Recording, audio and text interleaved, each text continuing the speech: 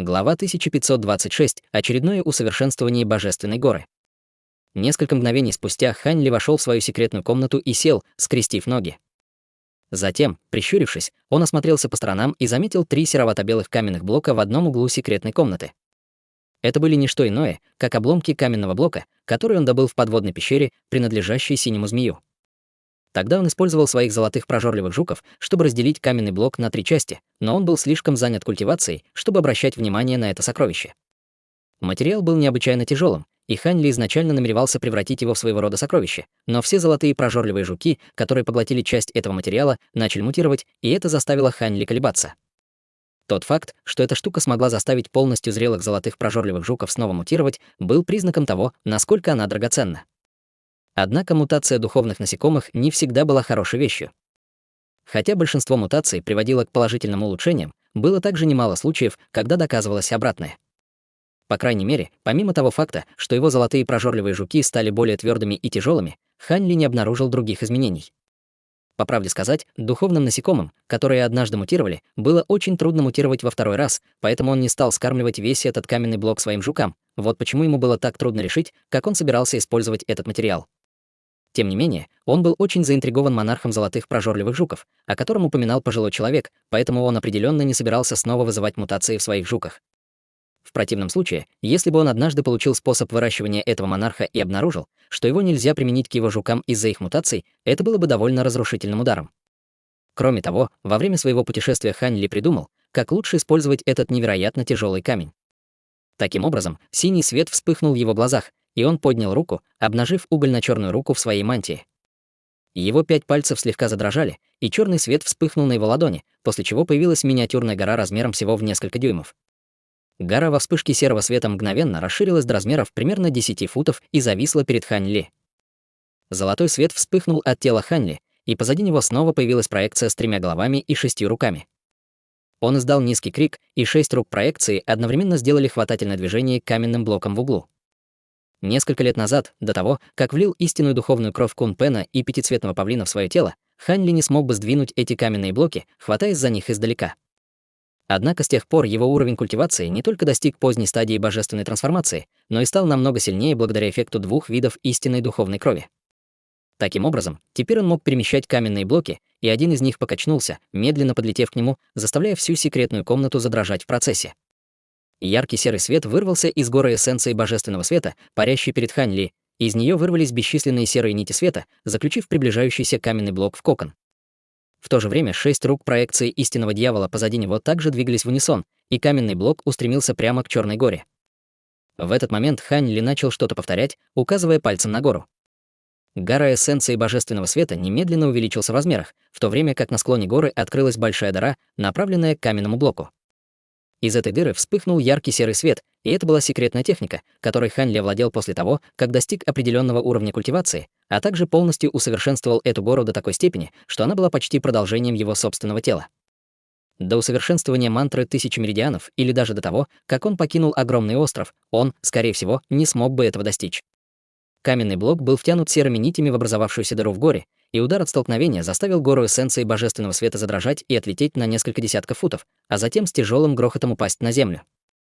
От этого оглушительного грохота даже ограничивающий световой барьер вокруг секретной комнаты сильно задрожал, и основание горы провалилось примерно на фут в землю. Гора эссенции божественного света сама по себе была довольно тяжелой, и их общий вес, наконец, стал слишком большим для пола. К счастью, вся секретная комната была заранее укреплена Хань Ли ограничениями, поэтому она не должна была полностью разрушиться. В этот момент Хань Ли со своеобразным выражением на лице смотрел на дыру на склоне горы. Затем он сделал печать заклинания рукой, и изнутри вырвался шар серебряного пламени. Как только огненный шар вылетел из его рта, он превратился в огненного ворона, а затем по его приказу также вонзился головой в дыру на горе эссенции божественного света. Затем Хань Ли немедленно взмахнул запястьем и подбросил свой браслет для хранения воздуха. Он засиял духовным светом, высвободив несколько пузырьков, банок и деревянных ящиков, которые появились на земле перед Хань Ли. Хань Ли направил свое духовное чутье на эти контейнеры, и все их крышки отлетели, демонстрируя все типы материалов для обработки инструментов, большинство из которых были чрезвычайно редкими материалами, которые было очень трудно найти. Большинство из них было получено с помощью большого количества духовных камней и духовных лекарств в городе Высшего Неба, в то время как остальные были получены в человеческом мире и от расы Тянь-Пен.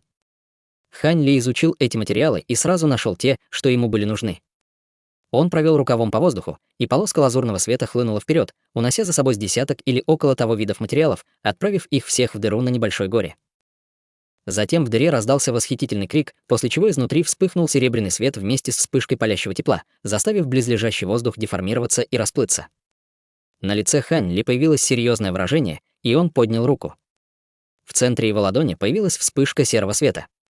Гора эссенции божественного света, казалось, резонировала с ним, так как она также засветилась серым светом, а дыра на склоне горы медленно закрылась, и палящий жар также исчез.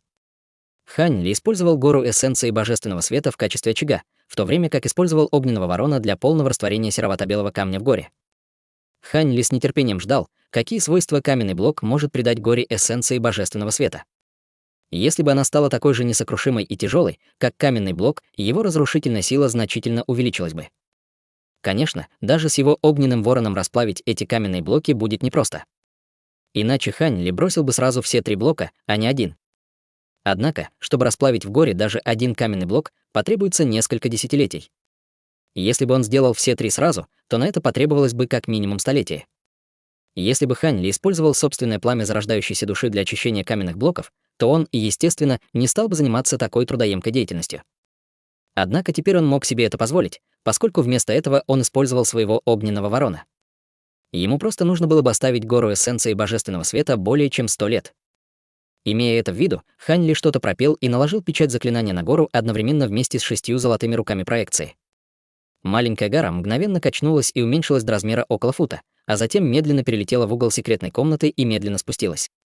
До того, как каменный блок был вплавлен в гору, Хань Ли не смог бы вернуть ее обратно в свое тело, поэтому ему не оставалось ничего другого, кроме как убрать ее в сторону.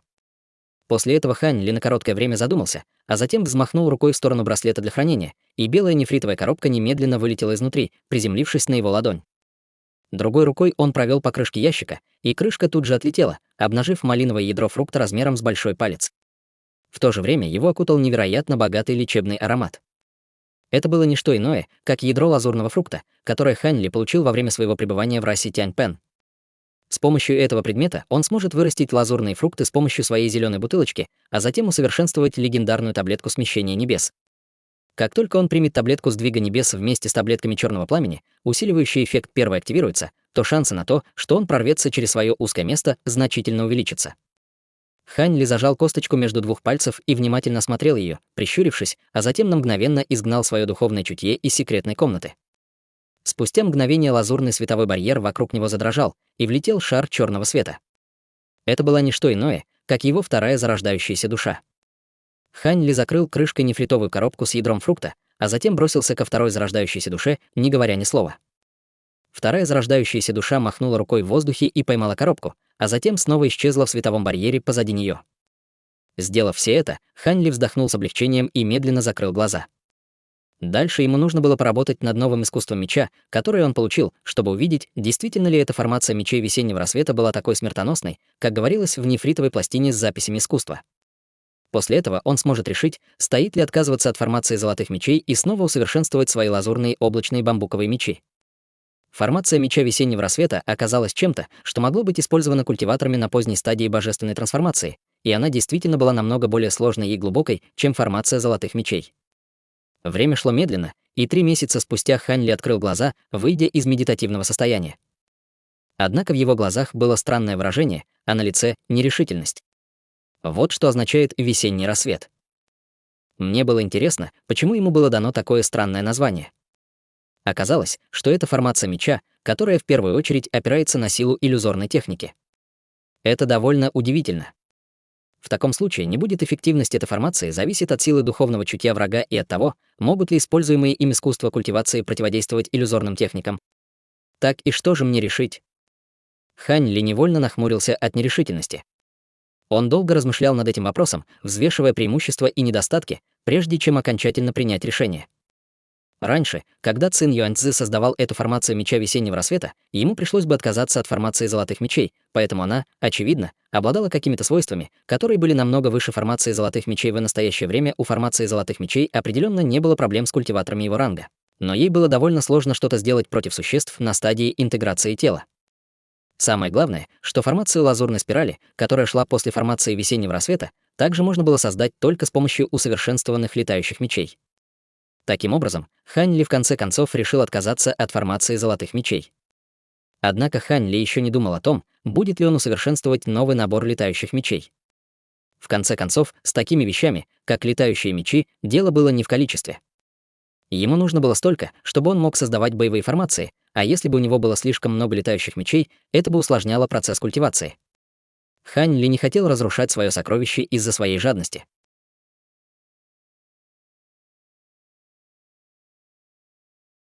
Глава 1527. Установка мечей. Приняв решение, Хань Ли, естественно, перестал сомневаться. Он перевернул ладонь, и на ней появилась нефритовая пластина, которую ему дал пожилой мужчина. Теперь он собирался изучить технику усовершенствования летающих мечей, а затем приступить к искусству владения мечом. В прошлый раз он уже вкратце ознакомился с техникой, но это был важный вопрос, поэтому Хань Ли, естественно, пришлось подробно ознакомиться с ней еще раз. Вскоре после этого Хань Ли убрал свое духовное чутье из нефритовой пластинки и слегка прищурился в созерцании. Согласно нефритовой пластинке, если он хотел избавить свои летающие мечи от нечистот, он мог использовать 3 способа.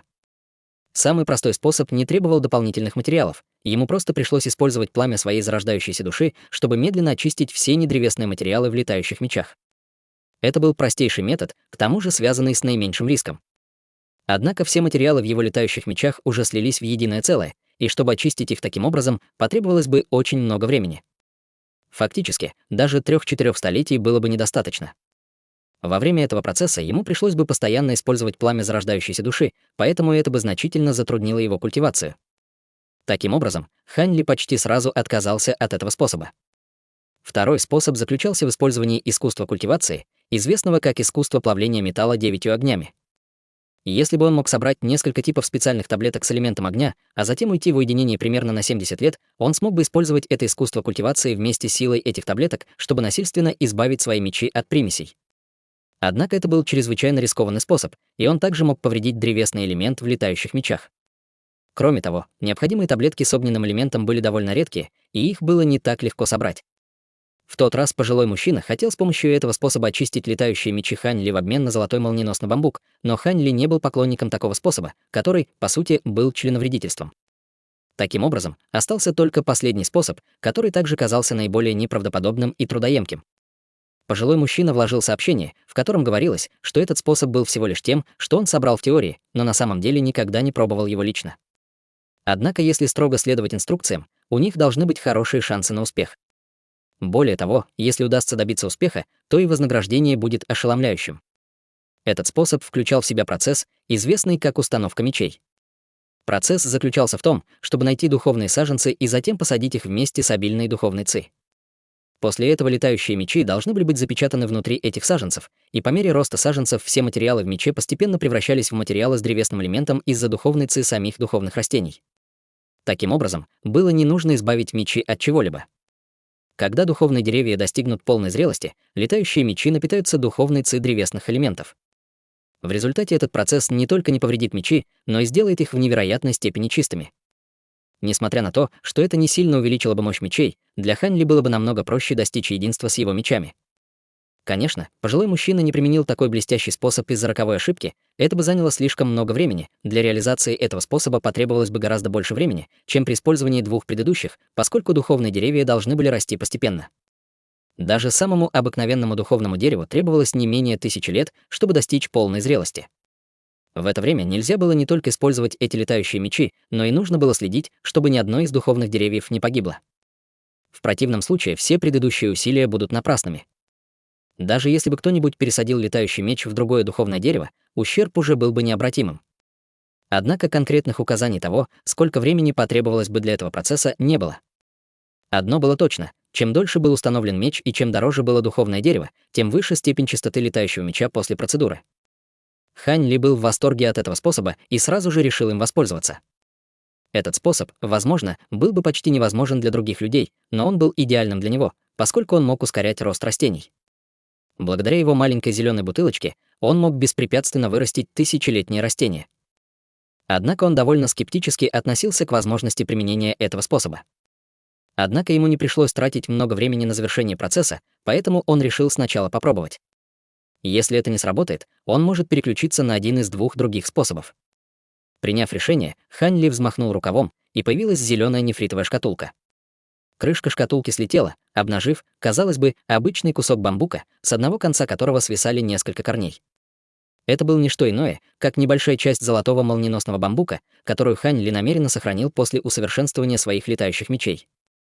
Несмотря на то, что это не было указано в инструкциях в нефритовой пластинке, было бы лучше вживить мечи в духовное дерево, которое было таким же, как их основной составляющий материал. Кроме того, он узнал от пожилого человека, что листья золотого молниеносного бамбука можно использовать для создания золотой побеждающей дьявольской молнии, так что, безусловно, не повредит собрать и немного этих листьев. Таким образом, Хань Ли снова призвал свою вторую зарождающуюся душу, передал ей деревянный ящик и летающий меч. Сначала он собирался поэкспериментировать с одним мечом. Если процесс действительно оказался жизнеспособным, тогда он массово посадит золотой молниеносный бамбук и вживит в них остальные свои мечи. После того, как вторая зарождающаяся душа ушла, Хань Ли закрыл глаза, чтобы немного помедитировать, а затем снова открыл и достал небольшой белый флакон. Затем он капнул в рот каплю духовной жидкости истинной жабы, чтобы, наконец, начать свою истинную культивацию. Сокровища и искусство культивации, безусловно, были фантастическими, но без достаточной магической силы для их поддержания они вряд ли были бы очень полезны. Хань Ли все это хорошо знал. Он сделал печать заклинания, и золотой свет залил все его тело, проявив проекцию истинного дьявола. Каждая из его 6 золотых рук также сделала печать заклинания, и проекция также сидела, скрестив ноги, словно собиралась культивировать. В то же время, когда золотой свет исходил от тела Хань Ли, вокруг проекции появился ореол золотого света. Этот массивный ореол света окутывал всю проекцию, и из рук проекции вырвались бесчисленные золотые руны, а затем исчезали в ее теле. Между тем, Хань Ли сидел с равнодушным выражением на лице, покрытый слоем золотой чешуи на теле, а духовный свет кружился по поверхности его кожи, создавая довольно загадочный образ. Дни превратились в месяцы, а месяцы превратились в годы, но двери секретной комнаты оставались плотно закрытыми все это время. В течение этого периода вторая зарождающаяся душа управляла телом гигантской марионеточной обезьяны, время от времени появляясь в саду духовных растений. Демонические звери среднего ранга скрытых черных гор также посещали их несколько раз, принося с собой большое количество драгоценных материалов в обмен на цветы древесных бутонов. Все они каждый раз боялись, думая, что запас цветов древесных бутонов, несомненно, должен был быстро истощаться, но вторая зарождающаяся душа должна была лишь время от времени выращивать эти цветы, продолжая совершать обмены. В процессе зверь плачущей души трансформировался в Хань Ли, чтобы успокоить этих демонических зверей, тем самым сумев убедить их, что Хань Ли видел их лично. Демонические звери, естественно, обрадовались, что Хань Ли смог продолжить поставлять им цветы древесных бутонов. В мгновение ока пролетело более 100 лет. За это время на острове не произошло никаких крупных событий, и казалось, что этот мирный период продлится и в обозримом будущем. Однако в один день над пещерной резиденцией Хань Ли произошло чрезвычайно удивительное явление. Над головами прогремел громкий раскат грома, вслед за которым из воздуха возникли белые духовные облака, стекавшиеся к вершине горы. Бесчисленные пятнышки света разных цветов также начали подниматься в воздух со всех гор в радиусе 1000 километров. Поднявшись на определенную высоту, эти пятнышки света раздувались и лопали, как пузыри, создавая полосы пятицветного света, которые также устремлялись к пещерной резиденции Хань Ли. В течение 10 минут слой плотного пятицветного света окутал всю гору, где находился Хань Ли, и вслед за этим произошло еще одно явление. Белые духовные облака наверху слились в массивное облачное кольцо, в центре которого формировались порывы яростных лазурных ветров. Пятицветный свет внизу смешался с облаками, а затем был разорван на части и слился воедино. По мере того, как ветры становились все более яростными, все больше и больше пятицветного духовного света поднималось в небо, и даже лазурные ветры переливались разноцветным светом. Однако пятицветный свет, бушующий со всех сторон, не собирался успокаиваться, а пленки света вокруг гигантской горы внизу стали еще плотнее, чем раньше. Такие удивительные сцены, естественно, привлекли все внимание зверей и демонических зверей в скрытых черных горных хребтах. Огромного духовного давления со стороны одних явлений было достаточно, чтобы заставить обычных зверей прижаться к земле от страха, и даже обычно свирепые звери были полностью окаменевшими и бессильными. Некоторые низко- и среднеранговые демонические звери, которые достигли интеллекта, поспешно полетели к пещерному жилищу Хань Ли, но все они, казалось, натолкнулись на невидимый барьер в 1000 километров от явления, тем самым не давая им продвинуться дальше. Все они были вынуждены смотреть издалека на гигантское облачное кольцо и пятицветную гору с паникой в глазах. Зверь с головой коровы, трехголовый гигантский питон и все другие демонические звери, заключившие сделки с Хань Ли, также появились поблизости. Все они сразу определили, где происходит явление, и с удивлением переглянулись между собой. Этот человек совершает прорыв? Может быть, он становится великим духовным генералом? Воскликнул гигантский трехголовый питон. Скорее всего, так. Менее значительный прорыв не вызвал бы таких удивительных явлений, медленным голосом ответил кровоголовый зверь.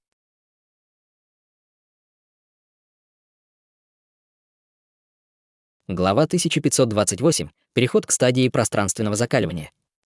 Если этот человек станет великим духовным генералом, то он сможет избавиться от наших рабских отметин. Восторженно воскликнул трехголовый гигантский питон.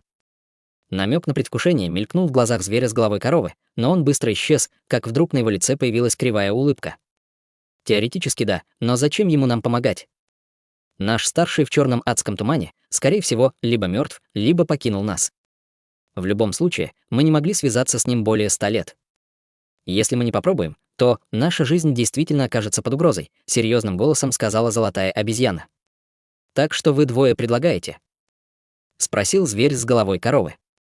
Если этот человек действительно может успешно продвинуться в культивации, почему бы нам не предложить ему это сокровище, чтобы он мог снять с нас ограничения? Предложила гигантская обезьяна. Этот предмет чрезвычайно важен для нашей будущей культивации, и мы просто так собираемся передать его кому-то другому. Что, если он возьмет сокровище, но не снимет наши ограничения? Это будет катастрофой, нерешительно сказал зверь с головой коровы.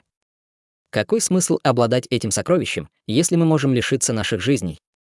Возможно, этот человек не принадлежит к той же расе, что и мы, но он был довольно честен во время наших с ним обменов, так что он, скорее всего, не откажется от своих обещаний. Я признаю, что есть определенный риск, но мы пожалеем об этом в будущем, если не попытаемся воспользоваться этой возможностью. Этот человек посторонний, так что кто знает, сколько пробудет здесь.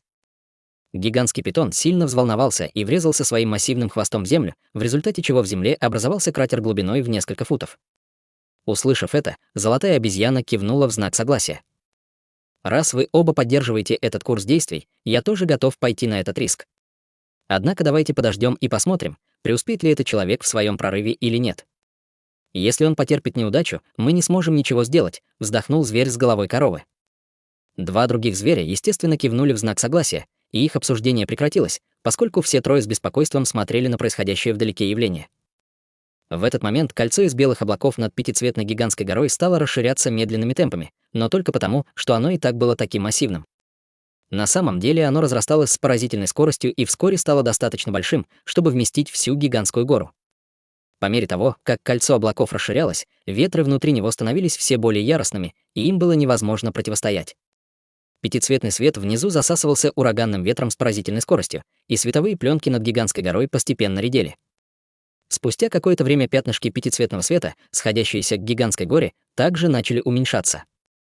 Духовный свет, проявленный первозданной мирской ци, наконец, собрался в одном месте и был унесен яростными ветрами в кольцо облаков. Вся нижняя сторона гигантского облачного кольца создавала зрелище огромной пятицветной чаши. Когда последний слой света исчез вокруг горы, ветер внезапно утих, и все кольцо облаков успокоилось, и внутри него непрерывно мерцал только пятицветный свет. Это было словно затишье перед бурей. Внезапно из глубины горы раздался громкий драконий рев, и золотой свет вспыхнул на ее вершине, вслед за этим появилась гигантская золотая проекция с 3 головами и 6 руками. Проекция превышала 10 тысяч футов и выглядела как живое существо. Проекция медленно подняла 3 головы, обнажив 2 шара пронзительного золотого света на каждом из его расплывчатых и нечетких лиц. Эти световые шары открылись, образуя лишённые эмоций глаза, уставившиеся в кольцо облаков. Внезапно 3 головы одновременно качнулись, и снова раздались 3 протяжных крика, подобно раскату молнии, эхом пронесшейся по всему небу. Обычные животные вдали от этого только окаменели от страха еще больше, но не проявили никаких других реакций. Однако демонические звери, обладавшие демонической силой, внезапно почувствовали сильный звон в ушах, словно их духовное чутье было погружено в бурный океан, делая невозможным для них формулировать какие-либо связные мысли. Долгий крик, издаваемый гигантской проекцией, длился целых 10 минут, а затем внезапно прекратился. После этого каждая из 6 рук сделала печать заклинания, и после нескольких приглушенных ударов в окрестностях вспыхнул духовный свет, и появились еще 4 проекции, каждая из которых была только половиной размера первоначальной. Это были массивная лазурная птица, пятицветный павлин, золотой дракон с 5 когтями и огромный радужный феникс. Как только эти истинные духовные проекции проявились, каждая из них испустила свой обычный крик и начала летать в воздухе вокруг золотой проекции, которая появилась первой. Внезапно от 2 из 3 расплывчатых лиц проекции вспыхнул свет, и они мгновенно стали более четкими, приняв набор обычных черт лица Хань Ли. Золотой свет вспыхивал в глазах этих двух лиц, и у них обоих были мрачные выражения. По какой-то причине последняя голова оставалась довольно размытой и нечеткой, из-за чего невозможно было уловить черты лица. Одно из лиц издало громкий рев, и 4 истинных духовных проекции дрогнули, полетев к массивным золотым проекциям. Вспыхнул духовный свет, и все 4 проекции исчезли в мгновение ика. Первая золотая проекция вздрогнула и взмахнула 6 руками в воздухе, и ее тело снова начало резко расширяться в кружащемся золотом свете. За считанные секунды она стала выше, чем огромная гора под ним, и почти смогла вытянуть руки прямо к свету внутри облачного кольца. Прямо в этот момент из одной из голов, принявших черты лица Хань Ли, раздались потоки буддийских песнопений, после чего все 6 рук одновременно поднялись вверх. Облачное кольцо, которое стало совершенно неподвижным, внезапно ожило. Во вспышке духовного света гигантское облачное кольцо беззвучно спустилось, опоясав собой всю массивную проекцию, спустившись вниз до талии проекции, а затем снова остановилось. Затем оно начало вращаться вокруг тела проекции. Затем произошла странная сцена. Пятицветный свет внутри облачного кольца неистово хлынул в проекцию, в результате чего тело проекции приобрело яркий радужный оттенок, в отличие от своего первоначального золотого цвета. Во время этого процесса тело проекции неконтролируемо дрожало, на обеих сторонах его лица появилось выражение агонии. Казалось, что чем больше пятицветного света проникало в его тело, тем больше боли ему приходилось терпеть. Более того, скорость притока этого пятицветного света была поразительной. Спустя всего несколько мгновений весь свет внутри облачного кольца бесследно исчез. Затем проекция испустила громкий крик, и белое кольцо вокруг него также распалось на сотни шаров белого света, паривших поблизости. В этот момент 3 головы одновременно открыли рты, выплюнув вспышки золотого света, которые пронесли эти световые шары в их живот. После всего этого боль на лицах проекции значительно утихла, но тело внезапно начало сокращаться.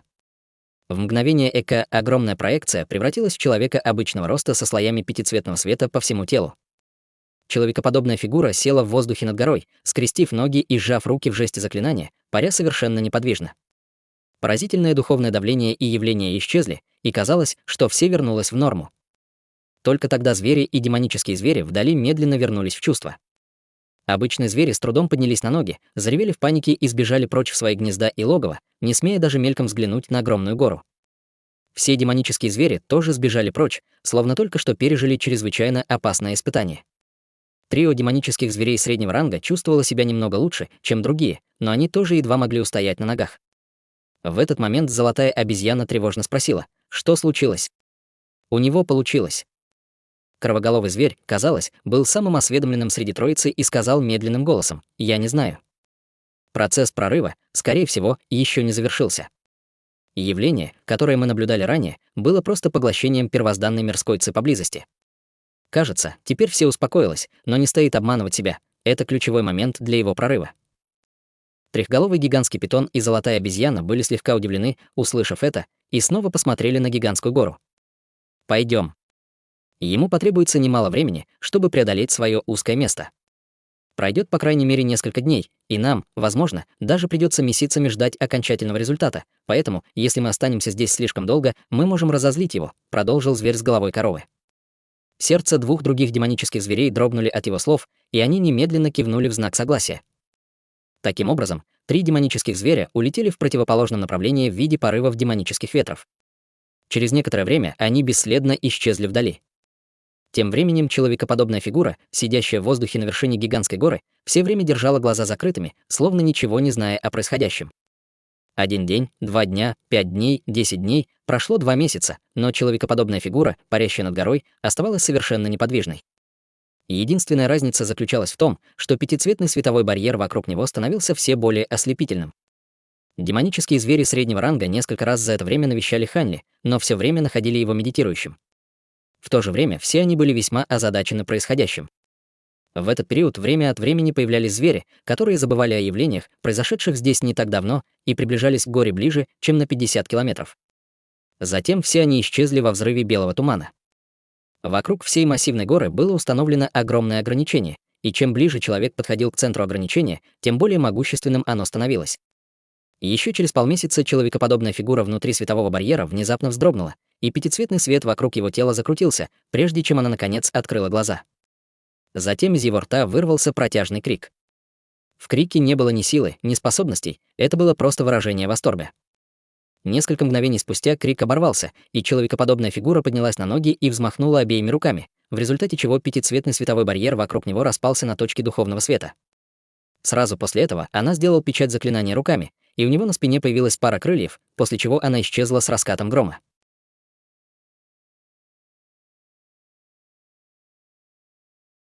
Глава 1529. Закаливание. Глубоко внутри гигантской горы в секретной комнате пещерной резиденции вспыхнула лазурная и белая дуги молнии, и появился Хань Ли с ликующим выражением лица. С помощью духовной жидкости истинного жабы, помогающей в культивации, которую он поглощал больше века, он, наконец, достиг пика стадии божественной трансформации, а также полностью усовершенствовал нить духовного чутья в реликвии Тянь-Пен. Таким образом, он получил техники усовершенствования истинной духовной крови дракона и небесного феникса. Таким образом, он, естественно, немедленно объединил два эти типа духовной крови в своем теле, тем самым овладев трансформацией истинного дракона и небесного феникса. В этот момент и тело Хань Ли, и магическая сила достигли невероятного уровня, который стал вершиной того, что было возможно для культиваторов божественной трансформации. В то же время ядро лазурного фрукта также было превращено в несколько деревьев лазурного фрукта. Используя этот фрукт в качестве основного ингредиента, Хань Ли, наконец, переработал более 10 таблеток сдвига небес после нескольких неудач. Когда все было готово, Хань Ли, наконец, подготовился к переходу на стадию пространственного закаливания с помощью 3 таблеток черного пламени и 3 таблеток сдвига небес. Во время этого процесса Хань Ли очень повезло, 2 из 3 таблеток сдвига небес сработали, усилив действие 2 таблеток черного пламени на 20%. В таких оптимистичных обстоятельствах Хань Ли провел несколько месяцев и, наконец, смог активировать мирскую первозданную ци на обширной территории вокруг себя, а затем ввел в собственное тело, тем самым перейдя на стадию пространственного закаливания, что привело к чрезвычайно плавному и безупречному прорыву. И его магическая сила, и духовное чутье увеличились более чем вдвое в результате его прорыва, но это не было самым значительным различием, которое испытал Хань Ли. В этот момент он с закрытыми глазами парил в воздухе в своей секретной комнате, ощущая все вокруг. В прошлом мирская первозданная ци была для него довольно нечеткой и неуловимой, но теперь она стала предельно ясной, как если бы он мог собрать ее в ладони и схватить, как физический объект. Обнаружив это, Хань Ли поднял руку и сделал хватательное движение. С треском с кончиков его пальцев вырвалось 5 полос полупрозрачного света. Сразу после этого в окрестностях появились пятнышки духовного света и множество пятнышек пятицветного света размером с рис, а затем во вспышке исчезли в полосках полупрозрачного света. Затем из этих полос вырвался ослепительный свет, после чего из воздуха появилась массивная полупрозрачная пятицветная рука. Понятно. После перехода на стадию пространственного закаливания мой контроль над источником мирской ци значительно улучшился по сравнению с тем, когда я был на стадии божественной трансформации, пробормотал Хань Ли. На стадии божественной трансформации он едва ли мог ощущать первозданную мирскую ци и использовать ее для выполнения самых простых функций. Только теперь он действительно овладел первозданной мирской ци. Благодаря этому значительно улучшенному владению мирской ци любая способность или техника, которые он использовал, станут намного более мощными, чем раньше. Способности, основанные исключительно на заимствовании силы мирской ци, по-видимому, станут еще более устрашающими, возможно, даже увеличатся в несколько раз по сравнению с первоначальной силой. Хань Ли открыл глаза с довольным выражением на лице и взмахнул рукой, после чего массивная полупрозрачная рука перед ним немедленно исчезла. Затем Хань Ли медленно спустился на землю внизу. Он бросил взгляд в угол секретной комнаты, в которой гора эссенции божественного сват пребывала более 100 лет. За это время Хань Ли также последовательно поместил в нее 2 других каменных блока, и пришло время полностью закалить все 3 блока. Помня об этом, Хань Ли без колебаний махнул рукой в сторону горы. С грохотом маленькая черная гора только поднялась в воздух и двинулась к нему, разнося по всей комнате волну духовных колебаний. Хань Ли раскрыл свои 5 пальцев, и маленькая черная гора мгновенно остановилась прямо перед ним. Он внимательно осмотрел гору и обнаружил, что ее внешний вид ничуть не изменился. Однако тот факт, что он мог так легко призвал ее к себе, указывал на то, что каменные блоки действительно полностью слились в одно целое с горой. В противном случае, даже со значительным улучшением его магической силы, он не смог бы так легко управлять ею. Довольно кивнув, он наложил печать заклинания на небольшую гору, и о вспышке лазурного света печать заклинания исчезла, как только коснулась горы. Сразу после этого вспыхнул серебряный свет, и из горы появился шар серебряного пламени, превратившись в серебряного огненного ворона. Это был никто иной, как поглотивший небесное пламя духовный огненный ворон. Огненный ворон явно значительно уменьшился и выглядел довольно слабым. Было совершенно очевидно, что переработка каменных блоков более чем за 100 лет исчерпала значительную часть его необходимой силы. Сердце Хань Ли слегка дрогнуло при виде этого, и он сразу же указал пальцем на огненного ворона, и тот сразу же полетел по воздуху, исчезнув в его теле во вспышке. Хань Ли должен был какое-то время питать его в своем теле, чтобы он восстановился. С улыбкой на лице Хань Ли бросил еще одну печать заклинания на маленькую черную гору. Гора повернулась и исчезла во вспышке серого света. В следующее мгновение Хань Ли перевернул свою угольно-черную руку так, чтобы ладонь была обращена вверх, и во вспышке черного света перед ним появилась миниатюрная гора, а затем опустилась на его ладонь. Затем миниатюрная гора мгновенно исчезла, и в то же время на тыльной стороне его руки появилось изображение маленькой серебряной горы. Хань Ли снова запечатал гору эссенции божественного света в свою руку. Однако затем он резко изменился в лице, и вытянутая рука резко упала с угрожающей скоростью, а его тело тоже наклонилось вперед. Дерьмо. Хань Ли поспешно согнул колени, чтобы поглотить инерцию, пытаясь поймать падающую руку другой рукой. Затем он несколько раз покачнулся на месте, прежде чем, наконец, смог выпрямиться. В тот момент, когда гора эссенции божественного света была запечатана в его руке, его рука стала невероятно тяжелой, и даже с его огромной силой его практически сбросило на землю, и даже сейчас ему едва удавалось оставаться в вертикальном положении. Хань Ли, естественно, был весьма сбит с толку этим развитием событий, но быстро понял, что произошло. Несмотря на то, что он уже использовал мантру закаливания 1000 меридианов, чтобы полностью соединить гору эссенции божественного света своей рукой, но недавно добавленные каменные блоки еще не были закалены с помощью этой мантры, что привело к тому, что ее огромный вес не учитывался. Оказалось, что если он хотел использовать гору так же легко, как раньше, ему пришлось бы снова закалить ее с помощью мантры. Имея это в виду, Хань Ли немедленно начал процесс. Он сел, скрестив ноги, другой рукой придерживая руку, и над его головой вспыхнул золотой свет. Из макушки вышла лазурная зарождающаяся душа с торжественным выражением лица, и ее тело мерцало золотисто-лазурным светом. Зарождающаяся душа немедленно сделала печать заклинания руками, и, открыв рот, выплюнула пучок лазурного пламени, который ударил по руке, в которой была запечатана гора. Ладонь стала угольно-черной, и ее мгновенно окутало пламя, выпущенное зарождающейся душой. Хань Ли закрыл глаза, и позади него вспыхнул золотой свет, и снова появилась истинная первозданная проекция дьявола. Она также сидела, скрестив ноги, делая печати заклинания, но эта проекция явно была намного более существенной, чем та, что Хань Ли был способен вызвать в прошлом. Издалека проекция выглядела настоящей золотой статуей. Таким образом, Хань Ли использовал мантру закаливания 1000 меридианов, чтобы снова закалить гору эссенции божественного света, и это заняло большую часть года. К счастью, гора уже была закалена этой мантрой, и этот процесс заключался только в закаливании каменных блоков, которые были вплавлены в гору. В противном случае, несомненно, потребовалось бы намного больше времени. В один день пламя, извергавшееся изо рта зарождающейся души, прекратилось, после чего духовный свет вспыхнул из ее тела, и она исчезла на месте. Хань Ли убрал печать заклинания и завершил процесс закаливания. Завершить процесс закаливания за такое короткое время было невозможно, но, по крайней мере, его рука больше не была невыносимо тяжелой. Остальной процесс заключался в том, что гора снова будет медленно ассимилироваться его рукой, и это будет чрезвычайно длительный процесс. Хань Ли согнул руку и без труда произвел ряд движений, и на его лице появилось довольное выражение. Прямо в этот момент Хань Ли внезапно нахмурился и поднялся на ноги, направившись к двери. Тяжелая каменная дверь открылась сама собой, и Хань Ли качнулся, появившись за пределами секретной комнаты. В воздухе снаружи парила миниатюрная черная человекоподобная фигура, с улыбкой оценивая Хань Ли. Это была не что иное, как его вторая зарождающаяся душа. Хань Ли, не говоря ни слова, сделал печать заклинания, и вторая зарождающаяся душа исчезла в его голове в виде полоски черного света. Таким образом, Хань Ли смог мгновенно понять, что произошло в прошлом веке. Эти демонические твари хотят меня видеть? Странное выражение появилось на лице Хань Ли, когда он открыл глаза. Немедля он отправился к холлу. Через несколько мгновений у входа в зал появился Хань Ли, и изнутри можно было услышать звук разговора. Хань Ли приподнял бровь и вошел в зал, и разговор сразу же прекратился, и все в зале повернулись к нему с ошарашенными выражениями на лицах. Хань Ли окинул взглядом зал и обнаружил 4 демонических зверей. Это были никто иной, как зверь с головой коровы, золотая обезьяна, трехголовый гигантский питон и огромная демоническая свинья, с которой он обменивался цветами древесных бутонов. На главном сиденье в холле сидел улыбающийся мужчина в лазурной мантии. Это был второй Хань Ли. Как только сидящий Хань Ли увидел, что Хань Ли вошел в комнату, он поднялся с серьезным выражением лица и низко поклонился. «Поздравляю с успешным прорывом, мастер. Я вижу, что вы тоже довольно много работали в этот период времени». Хань Ли уже узнал обо всем у второй зарождающейся души, поэтому он не очень удивился увиденному. Он просто кивнул, а затем махнул рукой в сторону Хань Ли. «Я сделал все, как вы велели, мастер». Однако это важное дело может решить только мастер, уважительно ответил Хань Ли и повернулся к удивленным демоническим зверям с веселой улыбкой на лице.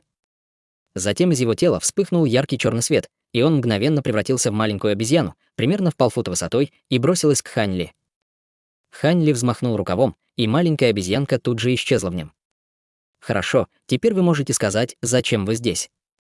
Хань Ли шагнул вперед и сел на главный стул, на котором сидел зверь плачущей души, и повернулся к 4 демоническим животным.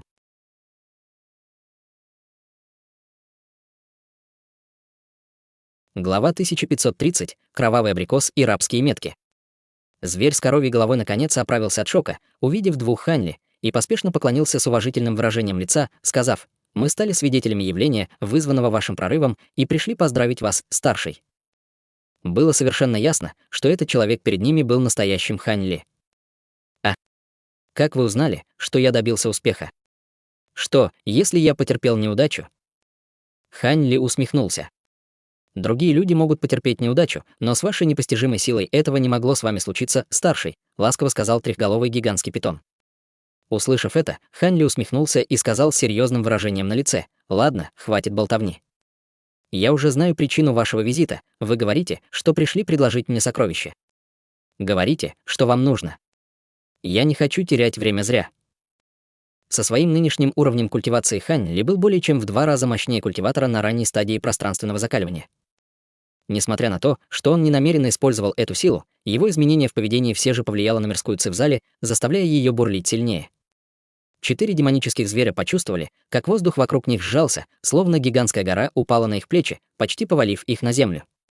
«Пожалуйста, обуздайте свой гнев, старший, мы действительно здесь, чтобы предложить сокровище, мы не желаем вам зла». В панике закричал зверь с головой коровы, направляя свою магическую силу, чтобы противостоять подавляющему давлению. «Зачем вы предлагаете мне сокровище без всякой причины? Так и быть, сначала покажите мне ваше сокровище. Если оно заинтересует меня, я выслушаю то, что вы собираетесь сказать дальше. Если оно бесполезно для меня, тогда вы все можете уйти», равнодушно сказал Хань Ли. В то же время властное давление в зале исчезло, и 4 демонических чудовища снова смогли встать прямо. Кровоголовый зверь не осмелился больше медлить, поспешно повернувшись к золотой обезьяне. На мгновение обезьяна помедлила и достала черную деревянную коробку, а затем шагнула вперед и почтительно протянула ящик обеими руками. Хань Ли взмахнул рукой, и деревянный ящик полетел в его руки. Он провел рукавом по крышке коробки, и лазурный свет сразу же вспыхнул с ее поверхности, а затем она слетела сама по себе, раскрывая содержимое. Внутри коробки находился яркий красный фрукт размером с кулак с сеткой серебряных линий, бегущих по всей его поверхности, и сам он мерцал ярким светом. Прежде чем 4 демонических чудовища успели что-либо объяснить, он осторожно протянул 2 пальца и постучал ими по фрукту, введя в него духовное чутье. Затем Хань Ли изменился в лице несколько раз за считанные секунды. Поначалу в его глазах был намек на удивление, после чего его брови нахмурились от недоумения. 4 демонических зверя переглянулись между собой, увидев реакцию Хань Ли, и мудро промолчали. По прошествии целых 10 минут Хань Ли выдохнул и убрал пальцы с фруктов в деревянной коробке. Это кровавый абрикос. Впечатляет, что вам удалось найти нечто подобное. Хань Ли закрыл крышку коробки и повернулся к 4 демоническим чудовищам с намеком на улыбку на лице. Зверь с головой коровы был весьма ошеломлен тем, что Хань Ли смог узнать плод, но сохранил уважительное выражение, сказав: «Вы действительно очень проницательны, старший, раз сразу же смогли узнать этот фрукт. Мы нашли его в древних руинах в пределах скрытых черных гор и хотели предложить это вам, старший. Если я правильно помню, этот фрукт способен омолаживать кровь и очищать тело. Это чрезвычайно редкое духовное растение, которое может помочь вам, демоническим зверям, в ваших прорывах. Если вы готовы предложить мне нечто подобное, должно быть, у вас есть ко мне большая просьба. Этот фрукт действительно очень полезен для меня, поэтому я выслушаю то, что вы скажете», неторопливо сказал Хань Ли, прищурившись. 4 демонических зверя переглянулись, увидев это, и, в конце концов, от их имени по-прежнему заговорил зверь с головой коровы. «Раз вы уже поняли наши намерения, мы больше не будем ничего скрывать. Мы 4 в серьезной опасности, и вы наша единственная надежда, старший», сказал зверь с головой коровы с умоляющим выражением лица. Однако лицо Хань Ли оставалось совершенно невыразительным и просто равнодушно смотрел на него. Зверь неловко улыбнулся и осторожно продолжил: «Как вы знаете, мы вчетвером должны регулярно делать подношения расе Тянь-Пен. Однако запас предметов, необходимых для количества этих подношений в этих горных хребтах, быстро уменьшается, и примерно через 1000 лет их не останется. Поэтому мы пришли сюда в надежде, что вы поможете нам избавиться от наших рабских меток, чтобы вернуть нам свободу, поэтому мы не будем оставаться в ловушке на этом острове. Если вы согласитесь выполнить нашу просьбу, мы не только готовы предложить этот кровавый абрикос, но и готовы отдать вам все драгоценные предметы, которые мы нашли за годы, проведенные на этом острове. Наши уровни культивации довольно жалкие, но у нас есть талант в охоте за сокровищами, так что вы не будете разочарованы, старший. Рабские метки.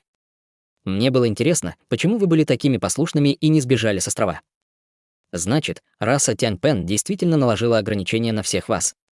Позвольте мне сначала взглянуть на ваши рабские метки. Хань Ли слегка изменился в лице и внезапно поднял руку перед тем, замахнувшись ей.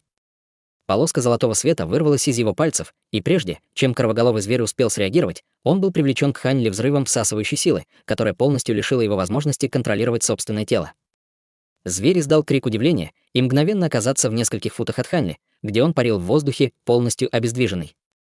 Все трое других демонических зверей испугались и отступили со страхом и настороженностью в глазах. Однако Хань Ли даже не взглянул на них и продолжал делать то, что делал. Синий свет вспыхнул в его глазах, и его духовное чутье немедленно проникло в тело демонического зверя в поисках рабских меток. Только тогда три других демонических зверя поняли намерение Хань Ли, и все они внутренне вздохнули с облегчением, глядя на них с нетерпением и восторгом в глазах. Внезапно на лице Хань Ли появилось странное выражение, и он усмехнулся, подняв обе руки. Он быстро щелкнул 10 пальцами, и серия прозрачных лазурных нитей вылетела из его кончиков пальцев, и все они мгновенно исчезли в теле зверя. Затем Хань Ли начал что-то повторять, и лазурные нити исчезли, наложив несколько печатей заклинаний. Зверь с головой коровы яростно вздрогнул, и его тело полностью застыло. Из его глобели с помощью пучка лазурных нитей была вытянута ярко-красная проекция насекомого. Проекция насекомого была несколько дюймов в длину, и после того, как половина его тела вышла из глобели маленького зверя, она застряла, несмотря на все усилия лазурных нитей. В то же время на лице зверя появилось мучительное выражение. Его рот слегка приоткрылся, но изнутри не издавалось ни звука, и в конце концов он внезапно потерял сознание. Увидев это, на лице Хань Ли появилось задумчивое выражение. Однако затем он приподнял бровь, и синий свет вспыхнул в его глазах ярче. Вслед за этим он невольно издал низкий крик. Лазурный свет вспыхнул в воздухе позади него, после чего появилась проекция огромной лазурной птицы. Как только проекция возникла, раздался резкий пронзительный визг, и все три других демонических зверя рухнули на землю, будучи совершенно обессиленными. Все трое демонических зверей были среднего ранга, поэтому неудивительно, что они не могли противостоять давлению, создаваемому проекцией лазурной птицы, особенно в такой близости. В этот момент массивная лазурная птица по приказу Хань Ли молнией клюнула на глобель кровоголового зверя. Вслед за этим развернулась необычная сцена. Проекция насекомая, застрявшая в глобеле зверя, с легкостью поддалась острому клюву птицы и была съедена ей. После очередного пронзительного крика массивная птица исчезла. Только тогда три других демонических зверя с трудом поднялись на ноги, но все они бесконтрольно дрожали от страха, оценивая Хань Ли с ужасом в глазах. Хань Ли, не обращая внимания на трех других демонических зверей, сосредоточил свое внимание на звере с головой коровы перед ним. После непродолжительного осмотра он кивнул с довольным выражением лица, а затем сделал хватательное движение одной рукой. Лазурные нити, проникшие в тело маленького зверя, сразу же вылезли наружу, и он вернул их себе. В тот момент, когда лазурные нити покинули его тело, веки зверя задрожали, но он очнулся не сразу. При виде этого Хань Ли нахмурился и провел рукавом по воздуху, послав всплеск лазурного духовного света, который исчез в теле зверя. Пушистое тело бессознательного зверя содрогнулось, и, наконец, он медленно открыл глаза. «Проверь, осталась ли в твоем теле рабская метка», — равнодушно проинструктировал Хань Ли. Маленький зверь только что проснулся и, услышав это, слегка дрогнул, а затем рефлекторно сделал, как ему сказали. Спустя несколько мгновений на его лице появилось выражение восторга. Рабская метка исчезла. «Спасибо, старший». Маленький зверь поспешно поклонился Хань Ли. С тех пор, как рабская метка была вживлена в тело зверя, это было похоже на неизбежное проклятие. Теперь, когда ее убрали, зверь, естественно, обрадовался. Три других зверя тоже обрадовались этому и, поздравив зверя с головой коровы, повернулись к Хань Ли с нетерпением в глазах. «Не торопитесь. Я позабочусь о ваших рабских отметинах по очереди», — улыбнулся Хань Ли, указывая пальцем на золотую обезьяну. Обезьяна обрадовалась и добровольно подошла к Хань Ли. Таким образом, через короткое время рабские метки в телах всех 4 демонических зверей были уничтожены. Все 4, естественно, были переполнены благодарностью Хань Ли и благодарили его снова и снова. «Теперь вы можете идти. Это был честный обмен, так что вам не нужно меня благодарить». Кстати, когда должно быть ваше следующее подношение расе Тянь-Пен? Внезапно спросил Хань Ли. Кровоголовый зверь сразу понял, чем был обеспокоен Хань Ли, и поспешно ответил уважительным голосом. «Будьте уверены, старший, мы совсем недавно сделали подношение, поэтому раса Тянь-Пен не побеспокоит остров в течение нескольких столетий». «А, это приятно слышать. Теперь вы все можете идти», — Хань Ли обрадовался, услышав это, и махнул рукой, отпуская 4 демонических зверей. К тому времени, как раса Тянь-Пен снова вернется на остров, его уже не будет здесь, так что все это его не волновало.